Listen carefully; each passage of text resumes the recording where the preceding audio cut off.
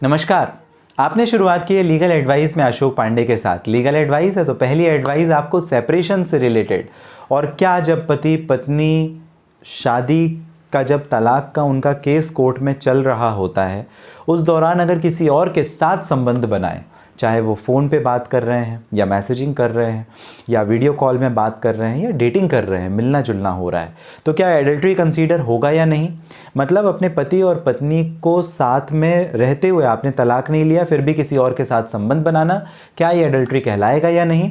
और दूसरा, क्या आप सेपरेट रह रहे हैं, अलग रह रहे हैं, तो आपका जो स्टेटस है वो मैरिड कहलाएगा या अनमैरिड कहलाएगा या सेपरेटेड कहलाएगा, आखिर क्या कहलाएगा।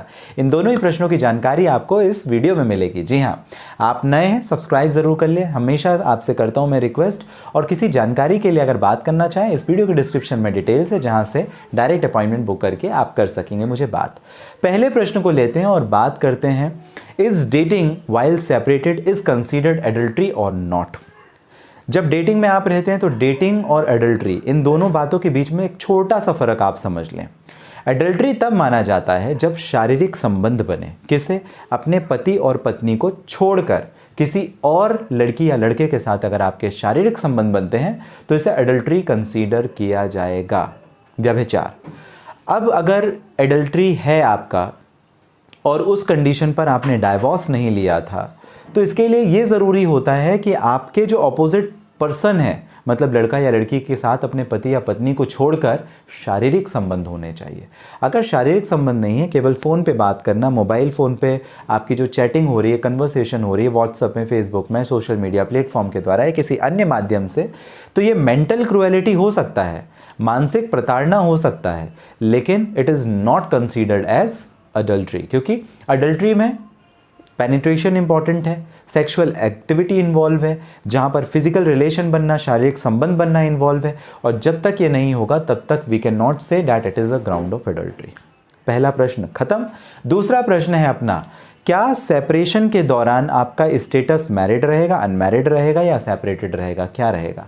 सेपरेशन मतलब जब पति और पत्नी की शादी हो गई लेकिन फिर भी दोनों अलग अलग रह रहे हैं, 6 महीने या 6 साल फ़र्क नहीं पड़ता, अलग अलग रह रहे हैं, तो वो अपना स्टेटस मैरिड ही कंसीडर करेंगे। मैरिड इस वजह से क्योंकि किसी कॉम्पिटेंट कोर्ट के द्वारा उनको तलाक का डिक्री या जजमेंट नहीं दिया गया, और जब डिक्री या जजमेंट तलाक का मिला नहीं है तो आपका तलाक हुआ नहीं है। जब तलाक हुआ नहीं है तो मतलब आप अभी भी शादीशुदा हैं।